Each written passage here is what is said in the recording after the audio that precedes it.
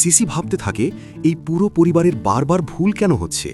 তার মা ভাবে আমি এখনই সিসির মনের কথা শুনতে পেরেছি, মনে হচ্ছে ঈশ্বর আমাকে একটা সুযোগ দিয়েছে আমার মেয়ের চিন্তাগুলো বুঝতে পারার, যাতে আমি আমার মেয়েকে রক্ষা করতে পারি।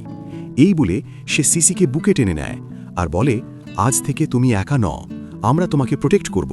সিসি মুচকি হেসে বলে, থ্যাংক ইউ মা। চ্যাং ভাবে আমি সিসিকে বুঝতে দেব না যে আমি তার মনের কথা শুনতে পারি। সিসি ভাবে মা কতটা জেন্টল, কিন্তু আফসোস হচ্ছে সে সুজাওকে অতিরিক্ত বিশ্বাস করবে।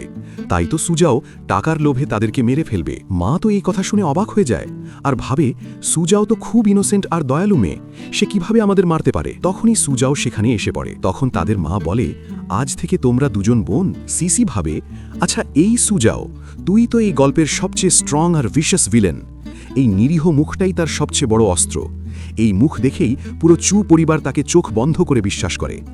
ওরা জানেই না এই মেয়েটার লক্ষ্য শুধু টাকা আর ক্ষমতা, দরকার হলে পুরো পরিবারকেই শেষ করে দেবে। তখন সুজাও বলে, আমি তো শুধু পালক ডাক্তারের মেয়ে, মা আর ভাইয়ের জন্যেই এতদিন বেঁচে আছি। সিসি বলে, পালক ডাক্তারের মেয়ে?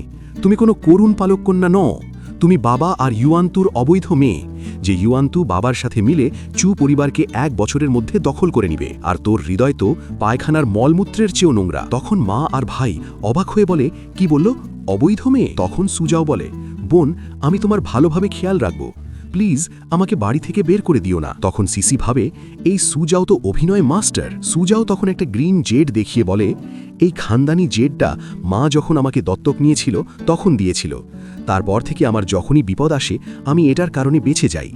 এখন তুমি মায়ের বায়োলজিক্যাল মেয়ে ফিরে এসেছো, তাই এটা আমি তোমাকে দিতে চাই। সিসি ভাবে এই গ্রিন জেড তো গত রাতেই সে ভেঙে ফেলেছে, এখন আঠা দিয়ে আটকে দিয়েছে যাতে আমাকে দোষী সাব্যস্ত করতে পারে আর আমাকে অশুভ বলবে। চ্যাং ভাবে সুজাও কি সত্যিই ওকে ফাঁসানোর চেষ্টা করছে। তখনই সুজাও হঠাৎ এগিয়ে এসে সিসির হাত ধরে টান দিয়ে নিজেই মেঝেতে পড়ে যায় আর কাঁদতে কাঁদতে বলে, সিসি তুমি আমাকে ধাক্কা দিলে কেন?